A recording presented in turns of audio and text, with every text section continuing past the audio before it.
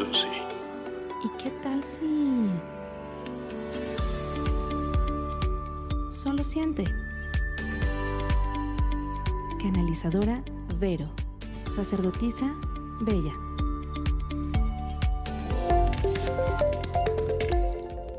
Solo Siente es un podcast que pretende ayudar, asistir y generar en ti un modo diferente de interpretar esta realidad llamada vida. El personaje de Bella, una iniciada por la cosmovisión andina, sacerdotisa Pampa Misayoc, maestra de plantas sagradas, practicante del ayuno y la oroterapia. El personaje de Vero, una médica, canalizadora, coach de vida, facilitadora de Tameana y doble de fin de vida. Las opiniones aquí externadas forman parte de los conocimientos y experiencias de vida de cada participante y no se pretende llegar a una verdad absoluta. Solo siente. Ajo. Muy buenas tardes, muy buenas noches, muy buenos días. Espero que se encuentren muy bien. Bella, Vero, ¿cómo están? Buenos días. Buenos días. Buenos días. Buenos días, señor Sol. Pues a lo que te truje, Chencha. Adelante, por favor.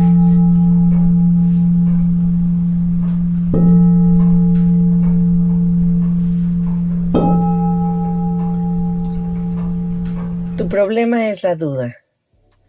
Tomas una decisión y entras en pánico. Si no lo ves, regístralo en tu cuerpo, en tu garganta o en tu pecho, tal vez en el plexo solar. ¿Habré hecho bien? ¿Habré hecho mal? ¿Y si hice mal? Pues si hice mal, detrás viene el castigo. Entonces, dudo. El temor a la elección. Pero cuando la elección es guiada por tu propio corazón, entonces no haces dudar, porque con la duda no harás más que entorpecer el camino en ascensión a tu propia sanación.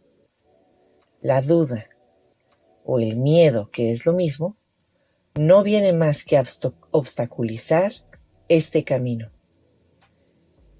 Vive a través del miedo y vivirás la distopía. Vive a través del amor y vivirás en tu utopía.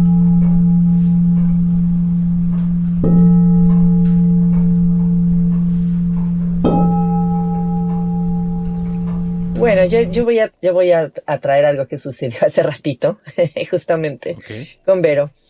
Estábamos, precisamente le decía, me dio el tiempo suficiente para tomar una de estas, ¿no? De estas canalizaciones, sacarla del libro, que aquí tenemos, y dije, bueno, voy a leerla. Y en el proceso de, vamos a platicar de ella, sí, no, y demás, fue ¿o cómo ves? O tal vez tú tienes una. Por ahí, ¿no, Vero? Puedes tener una y entonces leemos esa. Y entonces, sí, vamos a ver si la encuentro por aquí. Bueno, y entonces se dio un proceso de la duda. En ese momento, pescando el proceso de la duda, o sea, pescando y sintiendo literalmente el proceso de la duda, que es muy sencillo, dentro de uno experimentar quiero que se dé lo mejor. Quiero que se dé algo que funcione. Quiero que se dé algo. ¿Qué quiero decir? Va algo interno que quiere hacer o dar lo mejor. Que quiere que sea para beneficio de todos. Y para mí, yo quisiera decir que la experiencia que yo tengo cuando viene el tema de la duda, muy intrínsecamente pareciera que es miedo. Sí, hay un miedo a que funcione, a que se tenga, que se logre, a que se dé. Pero detrás del miedo, yo quiero recalcar la benevolencia del espíritu. Yo creo que detrás de toda esta duda, siempre hay un querer que las cosas sean para bienestar. Y en ese bienestar es ¿cómo le haré? ¿Cómo le haré? 2 puntos es para que se resuelva. ¿Cómo le haré? ¿Cómo le haré para que la cosa sí se dé? ¿Para qué? Para que sí se logre. ¿Para qué? ¿Cómo le haré? ¿Cómo le haré? Para que esto se pueda transformar para algo que se quiere dar, ¿no? Que se quiere resolver, por decirlo así. Yo creo que detrás de ello siempre está la benevolencia de que no hay algo fallido. ¿Cómo le haré para que esto, y no es para que a ver cómo lo hago para que falle, para que no se logre, para que no salga todo mal? Yo creo que detrás de todo esto hay una intención muy natural de nosotros, no solamente como humanos, sino la intención primaria de que la cosa se dé, de que la cosa se logre. Y yo pensaría en ir a rascarle y decir, ¿que se logre qué? ¿No? ¿Que se logre qué? Yo creo que esa es la pregunta que pondría en la mesa. Y yo la pregunta que pondría en la mesa es, ¿y si no se logra qué? Y si no se logra qué, y entonces qué, y entonces qué.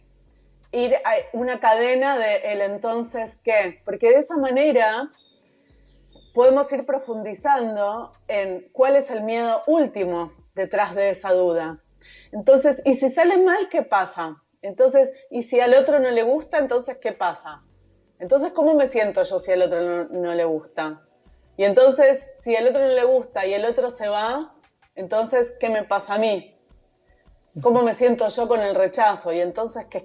¿Y entonces qué? ¿Y entonces qué? Porque es la mejor forma de llegar al miedo raíz, al miedo último, ¿no? Que en general ese miedo último que tiene que ver con el error de la separación, ¿no? De la ilusión de la separación, creyendo que hay una adentro y que hay una afuera. Pero bueno, yendo un poquito más a las ramificaciones de este primer error de percepción, es el abandono, el rechazo, el no ser suficiente. Entonces a mí me viene esto, la pregunta de ¿y entonces qué? Y entonces, ¿y si sale mal qué? Y entonces ¿qué? Y entonces ¿qué? Y entonces ¿qué? Y a veces sirve, a veces esos últimos qué están como tan en sombra porque son traumas muy primarios que tenemos, que son tan dolorosos, que digamos, porque son tan dolorosos es porque es tan difícil acceder a ellos. A veces sirve, a mí por lo menos en mi propia experiencia me sirve escribir. ¿Y entonces qué? Y escribo y permito un flujo libre, o sea, sin filtros, ¿no? Agarro una hoja y escribo. Y escribo y escribo y escribo. Como un ejercicio práctico, ¿no? Si me equivoco, ¿qué? Y entonces, ¿qué? Y me planteo no como algunos hackeos a las resistencias de la mente, ¿no? Que es como, por ejemplo, no voy a escribir menos de 3 carillas. ¿Por qué?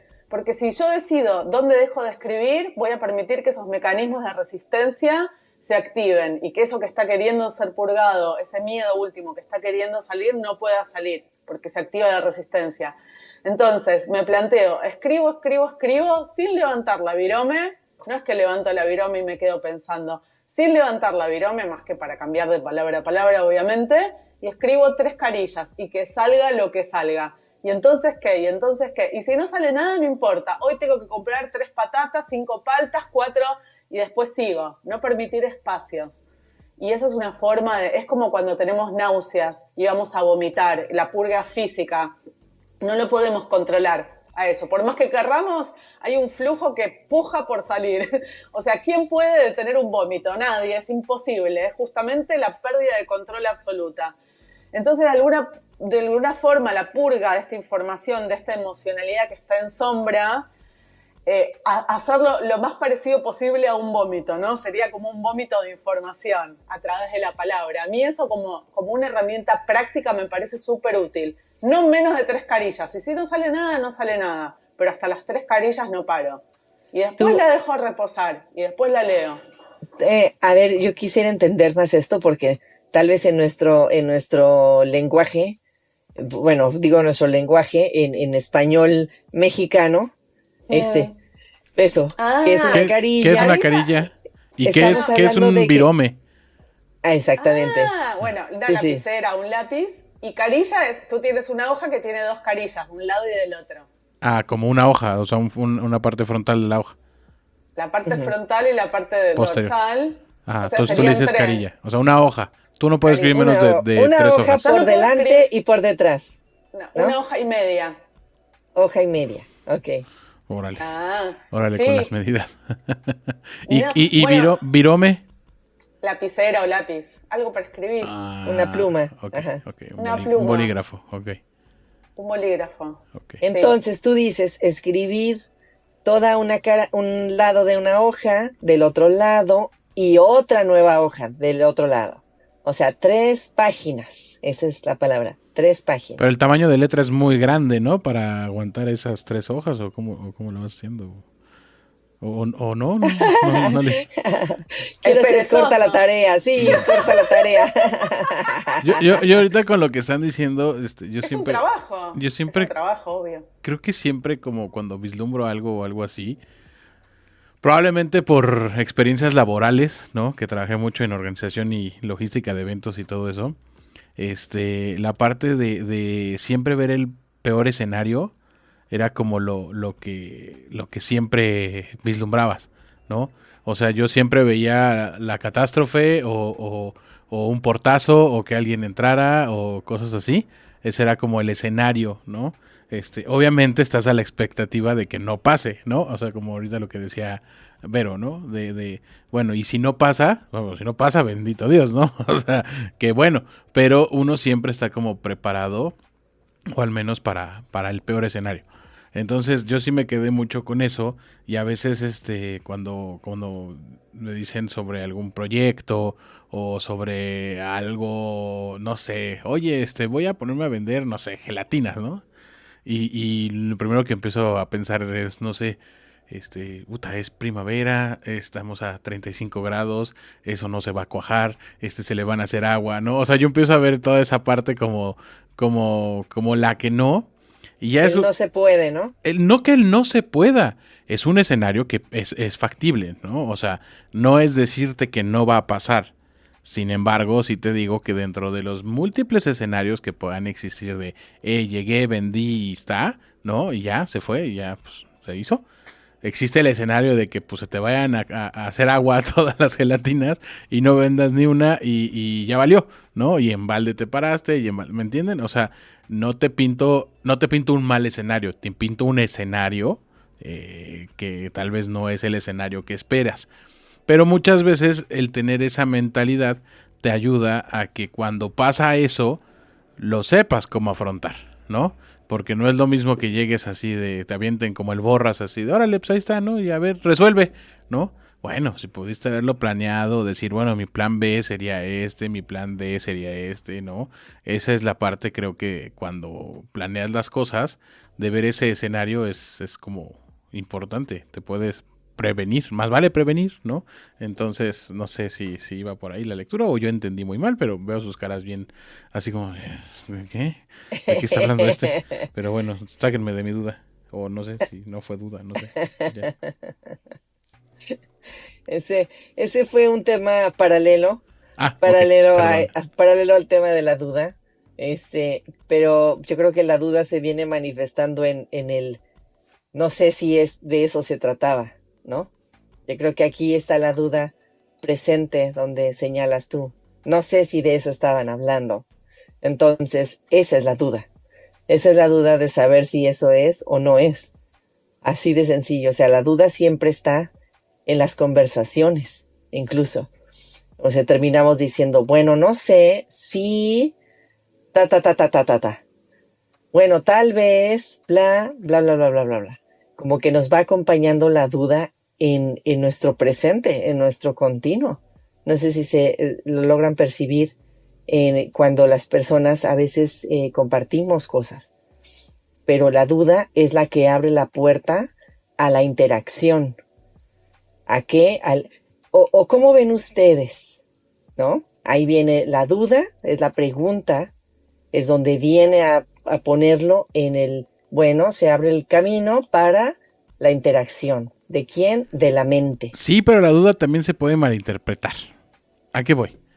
Por ejemplo, yo tenía un ex amigo, al cual yo decía un fact, ¿no? Decía algo. Oye, ¿tú sabías que, no sé, las ranas pueden aguantar 40 minutos sin respirar abajo del agua? No sé, algo así, ¿no? Y esta persona en lugar de, órale, ¿no? No, sacaba su celular, veía, corroboraba y era así como que, no son 40 minutos, son 38, ¿no? Y así como, o sea, es ese meterte, o sea, vaya, el que la duda exista, a veces no es como que, o sea, sí ofende, ¿no? O sea, es como, oye, no dudes de mí, ¿no? No dudes de lo que te estoy diciendo. Y es cuando una persona así como que no lo pone en tela de juicio, es como que tiene esas dos filos, la duda. No nada más te da pie a que, ok, demos una apertura, sino también en cierto punto es, no te creo lo que estás diciendo. ¿Sí me doy a entender? Ujú, ujú. Pues espera, es que ahí... No te creo lo que estás diciendo. Y ahí vamos con el ejercicio. ¿Y entonces qué? Exacto. Entonces pongo en tela de juicio lo que tú estás diciendo y lo investigo o lo checo para ver si tú me estás mintiendo. O sea, tiene como que su jiribilla en ese aspecto. Y aquí es donde Vero vuelve a decir, ¿no? ¿Y O sea, en el entonces qué? ejercicio que se... ¿Y ¿Y entonces entonces qué? qué? Pues no sé, ustedes díganme, pues estamos Por aprendiendo. ejemplo, está bien, vamos al ejemplo de Bella y yo, que es lo que nosotras vivimos al principio. Entonces, vamos con esta canalización, que es cortita. Hay un par de palabras que no sé exactamente qué significan, me pasó a mí, empiezo a buscar qué significa distopía, y empiezo a dudar. ¿Ponemos esta? ¿No ponemos esta? Y si no es, ¿entonces qué? ¿Entonces qué? ¿Qué pasa? ¿Qué puede pasar? Nada. Que a la gente no Pues le otra. guste. No, sí, puede pasar que a la gente no le guste el episodio. Nada, hay miedos reales detrás de eso. Ujú. Puede ser que a la gente no le sirva el episodio, más acorde a lo que decía Bella. Que a la gente no le sirva. Y entonces, si a la gente no le sirve, ¿qué? ¿Qué pasa? Yo no valgo, yo no sirvo. ¿A dónde está montado mi ego? ¿A qué altura está montado mi ego? Que tengo tanto miedo de que el ego caiga. ¿Cuál es la distancia entre mi ego y el suelo? Un poco habla de eso, el miedo. ¿Dónde estoy montada que me creo tan importante? O si por más que eso esté camuflado de un montón de otras cosas, que estamos en un podcast transmitiendo información espiritual, pero cuando surge el miedo, la duda, detrás está el miedo. ¿Y el miedo a que mi vulnerabilidad exponga mis dolores más primarios? Que es que no sirvo, que es que no estoy cumpliendo mi propósito, que es que donde estoy poniendo todo al final no está sirviendo, que no me saqué 10, me saqué 7, y entonces mis padres no me quieren, entonces no me aceptan, ¿no? El entonces qué nos va llevando a esos miedos más primarios, ¿no? Que empieza siendo algo tan aparentemente inocente como, ¿ponemos este capítulo, esta canalización o no ponemos esta canalización? Y en el fondo hay una oscuridad ahí que no quiere ser revelada. Y en la punta del iceberg es la duda. ¿La pongo o no la pongo? Bueno, no hace falta que hurguemos demasiado, si nos conocemos un poquito, para que lleguemos rápidamente a esos temores más primarios, ¿no? Por lo menos así lo siento yo, lo veo yo. Así, no, y yo también creo que ese es un muy buen ejercicio. Cada uno lo vamos con diferente palabra, pero vamos poniendo. Yo eso es un acecho a nuestra propia mente, porque la mente lo que está haciendo es su trabajo. Su último trabajo es proteger. Proteger que esto no como quien dice, que este cuerpo no se muera.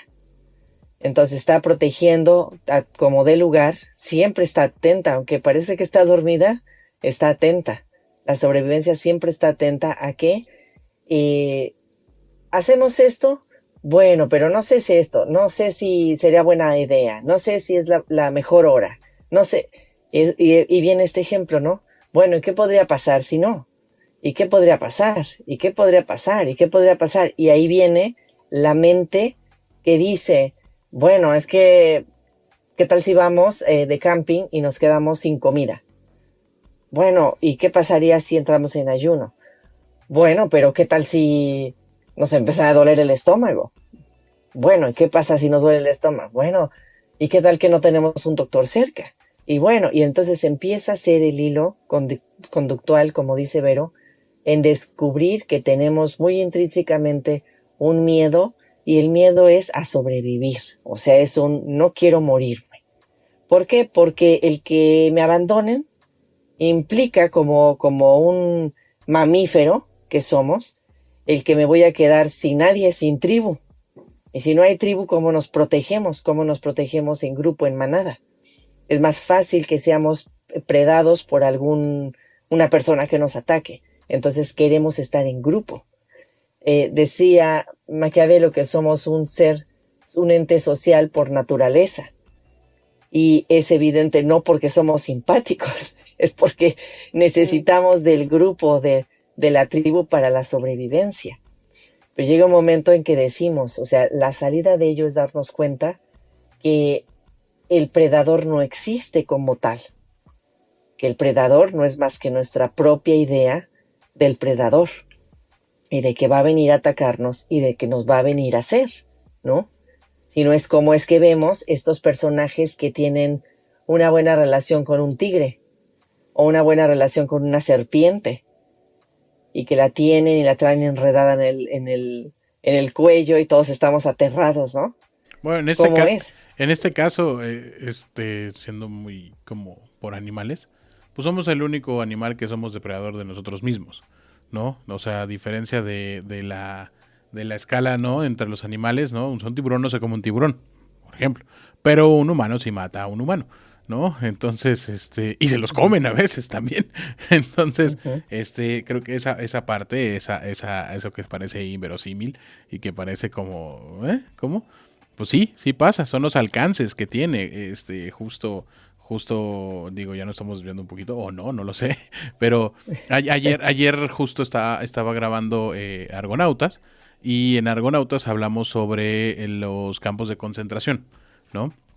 Y les hice una pregunta a los dos historiadores que estaban aquí sentados con respecto a ustedes que ellos qué pensaban o qué creían que era lo que había dejado, ¿no? el genocidio, ¿no? De toda esta parte de los campos. Y fuera de la parte que yo esperaría históricamente, ¿no? Que me dijeran, creo que fue una respuesta que me quedó muy, muy clavada, el alcance que tuvo esto, o lo que le dio, o la enseñanza que le dio a la humanidad un genocidio como es el nivel de aberración y la parte oscura que puede llegar a tener el humano. No, deja tú que fue contra judíos, que fue contra esto, contra lo otro. O sea, se vio a nivel global, ¿no? Y se vio en todos lados el nivel que puede tener el humano de hacer sufrir, de hacer daño y de perjudicar a otro humano, ¿no? O sea, porque al fin y al cabo, quítale lo que quieras. O sea, fue una demostración de odio y el nivel de odio que puede llegar a alcanzar a alguien. Ese fue lo que ellos dijeron, ¿no? O sea, creo que deja tú las guerras, deja tú el llegó un Estados Unidos a liberar, llegó un Rusia a ayudar, no. O sea, el nivel de decir, el humano tiene la capacidad de llegar a hacer esto y más a otro humano, ¿no? Entonces creo que ayer fue algo que se me quedó muy grabado, ahorita lo quise como acotar, pero sí, creo que los niveles a veces uno no los conoce, como la duda, ¿no? Dudar en toda esta parte, y los niveles que uno puede llegar a alcanzar son a veces tienen que pasar cosas así para que digas, oye, si eres capaz de hacer todo esto, ¿no? Si eres capaz de hacer lastimar, ¿no? Lastimar de una manera dantesca y hasta quitar vidas, ¿no? Entonces, creo que esa es la parte de los alcances que te da. Que no solo somos... ¿Qué? Claro, no solo somos, que da el ego, dice Bella. No solo somos capaces de hacerlo, sino que lo estamos haciendo con nosotros mismos constantemente. Así es. Constantemente. El juzgarnos, al punto que hay castigarnos. Ok. Torturarnos.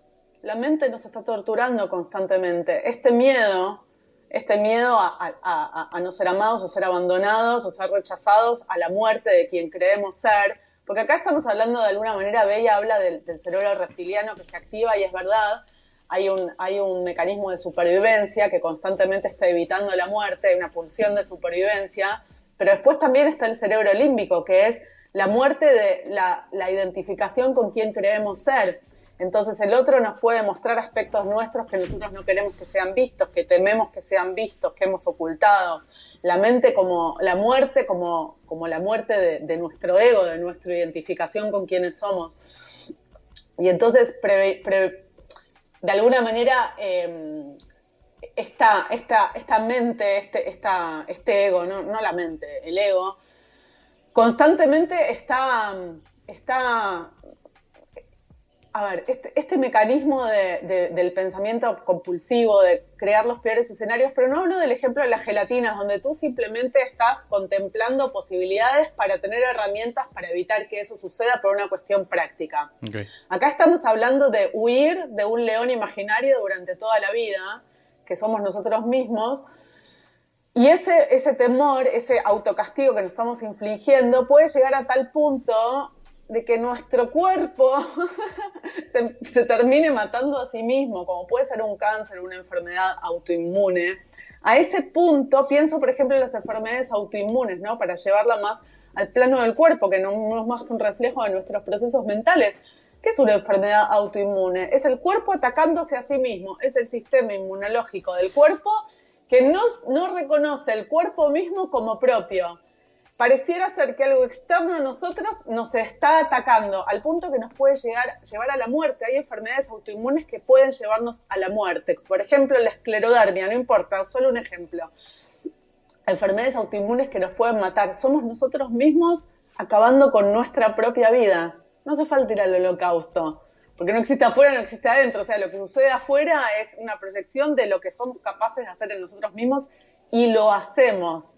Y estos anticuerpos atacándose a sí mismos no son más que la expresión física de la mente autoatacándose constantemente. O, por ejemplo, un cáncer no es más que la manifestación física de la desconexión absoluta del afuera.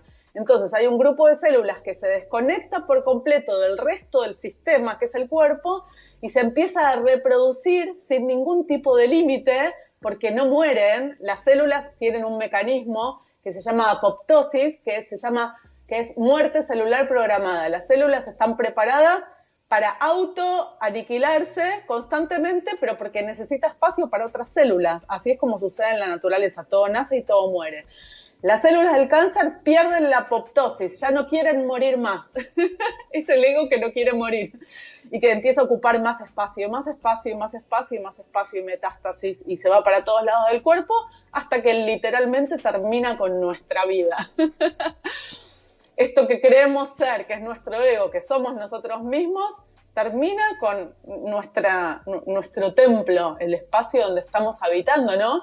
Y eso es concreto y es real, es como nuestro propio holocausto, ¿no? Y a veces está bueno llevar como el ejemplo a los extremos, aunque una enfermedad autoinmune no es un extremo, ni mucho menos cada vez más personas tienen enfermedades autoinmunes.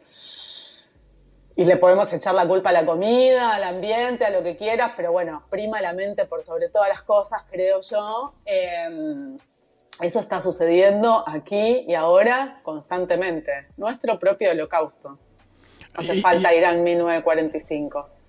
Y yo creo que ahí eso es parte de lo que contaba Jax. De alguna manera también a mí me sucedía mucho tiempo. Lo fui entendiendo a medida de esto, de hacer conciencia y ver que por qué alguien llegaba y me contaba una historia de por qué no ponemos el puesto de las gelatinas, por decir, ¿no? O por qué no vamos y compramos estos zapatos nuevos. Cualquier cosa, o sea, porque cualquier cosa, hasta vamos a escoger un pan, ¿no? Escogemos las conchas o los cuernos o los bolillos. O sea, cualquier cosa que venía a una propuesta, siempre venía la parte de, pero ¿y qué tal que esto? ¿No? La parte que pudiera parecer pesimista, pero yo lo planteaba según desde mi idea, bueno, es que también vamos a ver este lado. ¿Por qué? Pues porque hay que verlo completo. Vamos a integrar el lado que faltó. Sin embargo, detrás de ello, al rascar y rascar y rascar, me di cuenta que efectivamente el hecho de plantear el peor escenario por entrada facilitaba mi sobrevivencia. ¿Por qué? Porque aparentemente estabas eso. preparada. Ya, mira, mejor yo ya me coloco en el piso, así cualquier intento de que nos elevemos y se caiga no me va a doler tanto, ¿no? Ya estoy en el piso. Entonces, del piso para lo que se dé va a ser bueno. Porque si logramos, vamos a vender las gelatinas. Si se vendieron 2, ya es como, bueno, vendimos 2. El famoso, ¿no? si te caes del suelo no pasas, ¿no? O sea, Sí, exactamente, sí. ¿no? Si vendemos 2, bueno, que no se sienta tan feo que no vendimos las 800 que queríamos. Ujú. Entonces ya uno entra con su bandera del mínimo, de lo que se pueda, de lo que se pueda, Minimizando los daños, ¿no? para no poder, ¿qué? Aquí viene, ¿y entonces qué?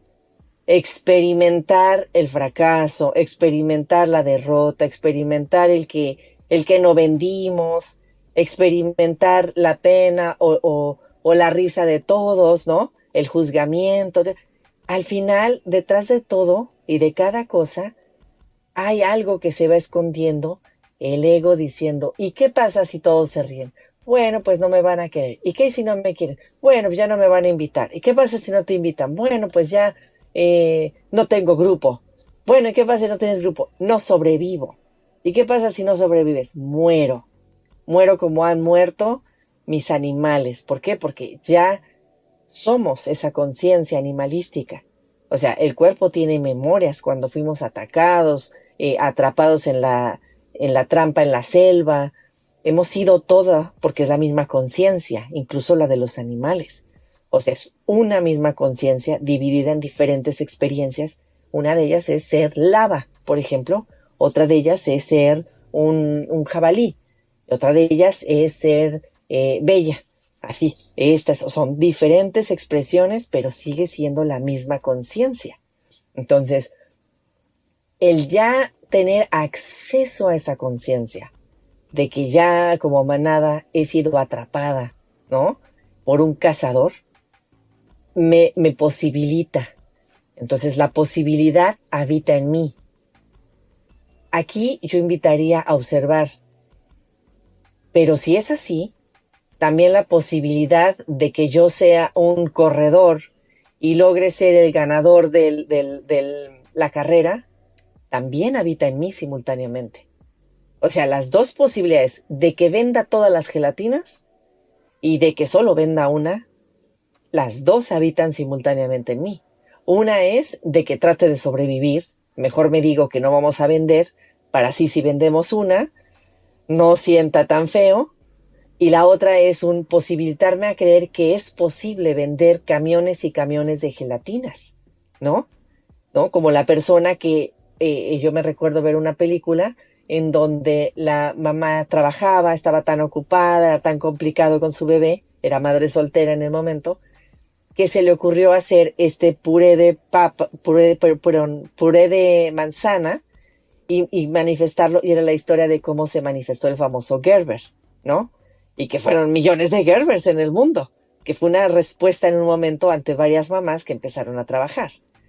Y a lo que voy es lo siguiente, no por ser partidaria de un Gerber, simplemente es que esa persona potencializó su situación, la necesidad y demás, leyó y ¡pum!, manifestó eso que puede ser un simple puré de tu casa, vender millones de purés, tanto que se convirtió mundialmente importante esa venta de Gerber. Y sigue siendo. ¿No? Entonces, si las dos posibilidades habitan en mí, es observarme. Tenemos segundos, milésimas de segundo, y eso significa presencia. Para elegir, porque si las dos están activas, ¿qué hace que yo me vaya por una o por otra? ¿Cómo te sientas? Ahí viene siendo, ¿qué hace más de una posible? La hace probable. Y es el foco, es la atención, es lo que tú ves. Porque pudiste ver uno, pudiste ver otro, pudiste ver cientos en medio. Esos diferentes niveles de grises, ¿no? Grises, colores, infinito. No, tú viste el vaso vacío, por decirlo de una manera. Tú viste el no se puede. Tú viste el ¿qué tal si nos dan portazo? O tú viste el no vamos a vender las gelatinas. O sea, ¿qué nos hace tener una adicción, un favorito por el no? La Ahí hay algo, experiencia. No, sí, a veces sí es por la ¿no? Ahí experiencia. hay algo. que sí has tenido como esos errores o por pasar de alto o no querer como vislumbrar esos escenarios, ocurren esos escenarios. Entonces te vuelves un poco más precavido, ¿sabes? O sea, es como un poco la experiencia de no cometer esos errores nuevamente. Y te proteges, así como el cuerpo se protege para autoprotegerse, ¿no? En este caso la parte consciente dice, no, espérame, ya pasamos por un mal rato, ya hicimos mal una vez las cosas, hay que prevenir para no hacerlas mal, ¿no? Y creo que ahí esa parte de la... Yo lo pensé hace ratito, que ahorita ya estamos un poquito alejados de lo que estaba con ese hilo conductual, perdón. Como por ejemplo la duda, ¿no? De cuando estás viviendo, o no, o estás así en tu vida, y tienes el despertar, el famoso despertar, ¿no? Pues si tienes ese cambio, o es esa... Cuando tienes el despertar se supone que evolucionaste, digámoslo así, ¿no? Como que hiciste un upgrade, hiciste una mejora, ¿no? Te expandes. Te expandes. Sin embargo, eso va ligado a con que lo que estaba antes de esa evolución no estaba bien. ¿Estamos de acuerdo? O no era la correcta. O no era lo correcto. Porque cuando tienes ese upgrade, o sea, es como cualquiera, ¿no? Que va a un lugar, que es de color, no sé, que va a un lugar que no huele rico, ¿no? Y llega a un lugar a donde huele rico, pues ya no quiere regresar a un lugar a donde huela feo. Es una analogía muy tonta, pero más o menos eso es lo que quiero dar a entender, ¿no? Cuando uno tiene ese despertar o uno ve como esa parte diferente o empieza a ver con un enfoque diferente, pues la duda era más bien, entonces yo estaba haciendo esto que yo estaba acostumbrado a hacer, no era ese camino, porque este que estoy viendo pues está más centrado o tiene un sentido o le encuentro significados diferentes, ¿no? Ahí está Viene la comparación. Hay mucha duda, exacto, ¿no? O sea, no es lo mismo estar en un lugar donde no huele a nada o huele feo a un lugar donde huele bien, ¿no? Entonces, esa comparación es dudar, oye, ¿lo que estaba haciendo estaba bien o lo que estoy haciendo está bien, ¿no? Y ahí es donde entra un problema fuerte, creo yo, y veo a Vero muy seria y eso me preocupa porque está así como, hablo de mi despertar. No, estoy tratando de entender lo que estás diciendo. Ah, ok. No, bueno, peor aún. Sí. No, es que esa que tú dices, se presentan las diferentes posibilidades, eso es lo que pasa. Uh-huh. Al tú expanderte, o sea, al entre comillas llamar despertar, ¿no? Porque es una idea, una metáfora de la historia. Pero al darnos la idea de que despertamos, en realidad nos expandemos ¿a qué? A ver una nueva posibilidad. Es mirarla. Antes solo era traes un bozal como los caballos, de que esto ya es así. El bozal va en la boca, es acá. Como las anteojeras, no sé cómo. Como esas, no sé cómo se... Son para fijar, se llaman fijadores, que es para que solo vean hacia el frente, o sea, hacia el frente. Ese como fijador, bueno, que está observando una cosa y decimos, es que a mí me hizo mi papá, a mí me la aplicó mi papá, ¿no? Y caminas por tu vida durante 10, 15, 20, hasta 40 años. Llega tu despertar a tus 40, un día tienes una revelación en un sueño y descubres la verdad de la verdad.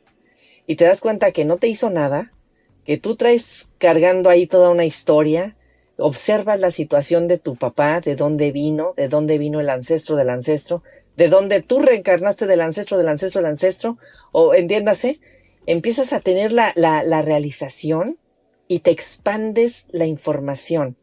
Y es como, bueno, es que esto tenía un inicio, mira, conócelo. Entonces, cuando lo ves y lo realizas, te das cuenta que no es solamente como tú lo veías. Aquí es donde lo que tú veías es una posibilidad, que es me hizo mi papá, y por eso le guardo rencor. Pero cuando de pronto viene esa epifanía en ese sueño, te das cuenta que hay otra circunstancia, que eso que tú creas que ya es así, tiene otra tintura, tiene otro punto de vista.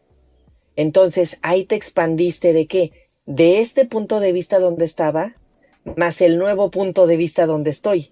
Entonces se posibilitan dos cosas, dos líneas, dos posibilidades. Seguir continuando creyendo que él me hace, él me hizo, o ahora ver lo que él vivió, las circunstancias y la razón por la cual él ni siquiera se dio cuenta lo que me hizo, por decirlo de una manera, que ni siquiera fue intencional. Entonces empiezo a ver su ignorancia. Y dada su ignorancia, lo cual me ignoró todo, hasta se ignoró a sí mismo, no lo hace con toda la intención y no lo hizo con toda la intención a lastimarme. Entonces, ¿me hizo o no me hizo? Y entonces viene la duda. ¿Por qué? Porque hay dos posibilidades. Me puedo mantener aquí donde sí me hizo, me puedo parar del otro lado donde, bueno, técnicamente parece que sí me hizo, ¿no? Pero prácticamente no me hizo. En realidad ni siquiera él estaba consciente de lo que estaba haciendo en su vida, que se lastimó a sí mismo y que lastimó a todos los que estábamos ahí viviendo. O sea, no puedo decir directamente que me hizo. Son dos líneas distintas. ¿De qué depende? De dónde te pares. ¿De qué depende? De qué tanto continúes diciéndolo, sintiéndolo, hablándolo, para que esa posibilidad, que son dos, se haga más probable. Pero antes de una, ya ahora tiene la mente, la habilidad de tener un punto de referencia, que es este donde estaba aquí y el otro donde ahora me puse. Entonces ahí viene lo que creamos, ahí es donde se crea el espacio. Eso que tú llamaste, Jax, en este ejemplo, es como se crea el espacio. Porque tú no puedes tener un punto de referencia si solamente es aquí y ahora. Pero una vez que tienes otra posibilidad, y ahora tienes una y la otra, entonces viene la comparación, viene la diferencia, viene la distancia. Ese es el espacio. Y cuando hay distancia, hay ilusión. Hay ilusión. Entonces, esto que la mente crea es una ilusión. Por eso porque estamos a no distancia. hay espacio. Porque no lo hay. Esencialmente es cuando estamos en un lugar, y esto es así, es tu verdad en toda tu plenitud. Hasta aquí da mi conciencia ahorita. Mi papá me hizo. Entonces, cuando lo habitas completamente, tiene un propósito.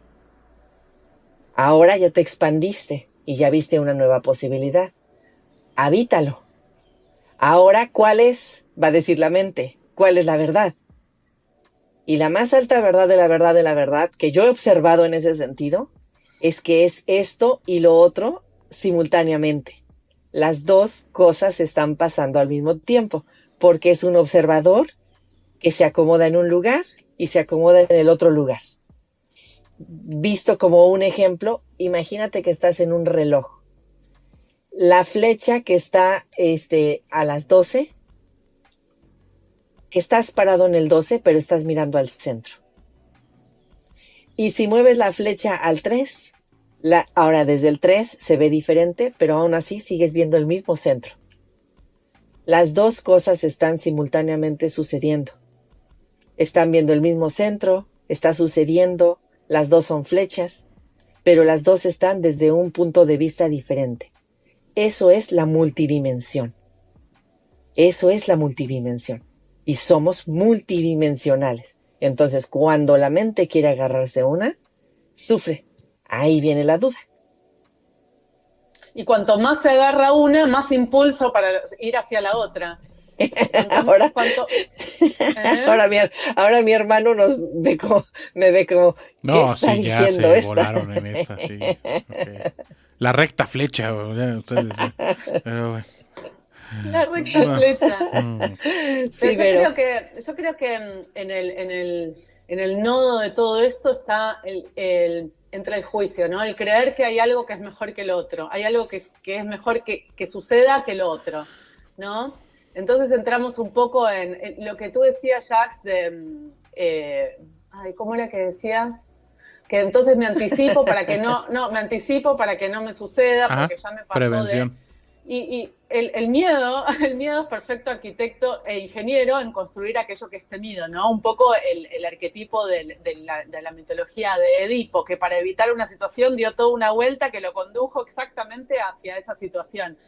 Y entonces, hablando de los polos de los que está hablando Bella, que me voy hacia un extremo para evitar el otro, cuanto más tiro hacia ese extremo, más fuerza de propulsión hacia el otro de vuelta, como una flecha que tenso, tenso, tenso, y cuanto más hacia atrás quiero llevar el arco, más fuerza va a tener para ir hacia el otro lado. Entonces, cuanto más escapamos de una situación, más fuerza le estamos dando energéticamente, claro, la mecánica de cómo funciona el universo para conducirnos justamente a eso que tememos, ¿no?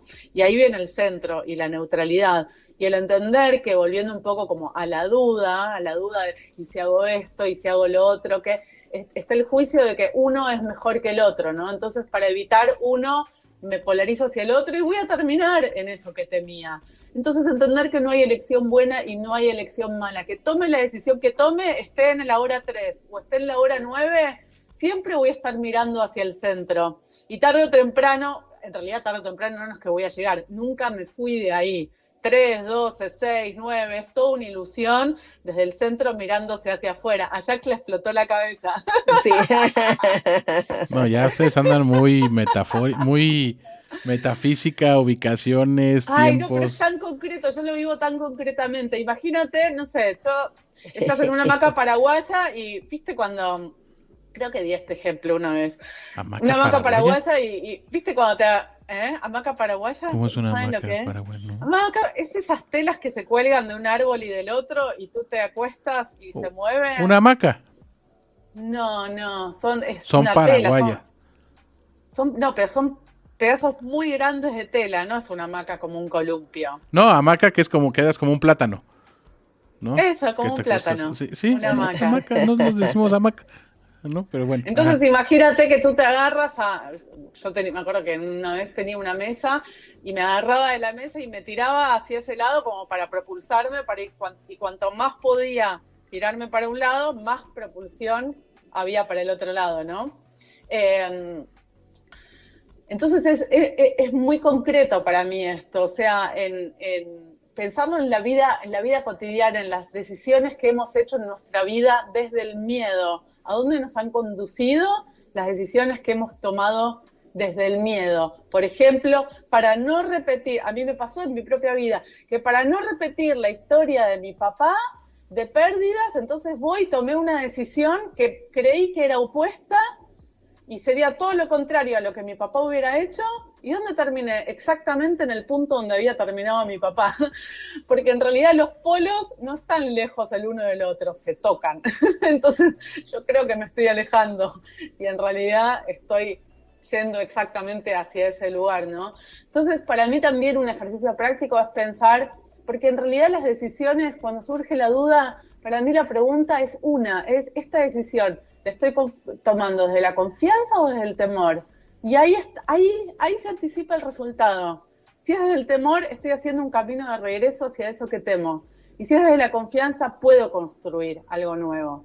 Si no, el punto de referencia siempre va a ser el pasado. Y vamos a estar en un loop de repetición de ese pasado, creyendo que estamos haciendo algo distinto por actuar en contraposición a eso que temíamos. Entonces yo me quedaría con la pregunta fundamental, cuando tengo una duda, ¿no? En cuanto a una decisión o lo que fuere, ¿desde dónde me estoy plantando? ¿Desde el miedo o desde la confianza? Y para mí eso es una pregunta muy fundamental. Como dice un curso de milagros, no se puede servir a dos amos a la vez. La fe o el temor, ¿no? Y ese es el nodo, es como la bifurcación. Cuando yo estoy plantada en una duda, es esa bifurcación. Tengo dos opciones, sí. Yo aquí pondría el que obviamente uno va a decir, bueno, ¿la fe en qué? Porque pienso, ¿verdad? La fe, yo quiero creer, y a veces la mente dice, bueno, yo creo que todo va a estar bien, que se va a dar, que se va... O yo creo, la mente, yo quiero que creas que crees. Exactamente, yo quiero que creas que crees, pero considero que es ¿la fe en qué? La fe en la verdad. La verdad es que no hay algo que está bueno, algo que está malo. Simplemente es una experiencia Y por ser neutral por sí misma, lo neutro tiene el signo positivo y negativo juntos, por eso es neutro. ¿Qué quiere decir? Toda experiencia tiene el potencial de que sea positiva, si la quieres tomar y mirar lo positivo, pero también tiene el potencial a que se haga negativo, porque también tiene el negativo incluido, por eso sigue siendo neutral. Entonces es un neutra, las cosas son neutrales. Dependerá de ti como observador en donde quieras ver, qué tanto quieras hablar de ello, qué tanto quieras posibilitarlo, qué tanto quieras creer que es posible. Entonces, en ese sentido, al saber esa verdad, porque esa es la verdad intrínseca de nosotros, si todo está neutral, todo tiene el potencial de las dos vías. Entonces, si es así, ¿cuál es la fe? La fe en saber que también es posible, que también se puede lograr lo que yo creo, esa utopía, como decía la frase, ¿no? La canalización al final. Se puede dar tu utopía. ¿Qué es tu utopía? Eso que creemos que casi va a ser, es un sueño tan grande, tan imposible, porque lo vemos tan perfecto, ¿no? Tan perfecto. La palabra es perfecto y bonito, que por eso se nos hace imposible, porque es demasiado bueno para ser verdad.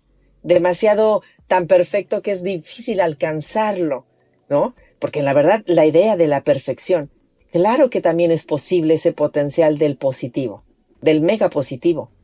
¿Por qué no? Si ya tenemos el no, si ya lo tenemos caminando durante 40 años, 50 años, 60, el no se puede, el no alcanza, el no tengo, el no soy, bueno, está bien, o ya lo conocemos en plenitud. ¿Qué les parece que nos vamos al sí? O sea, ¿qué tal? ¿Qué pasaría si ya el no ya es conocido, ya es nuestro cuate, ya es lo cómodo, ya es el confort?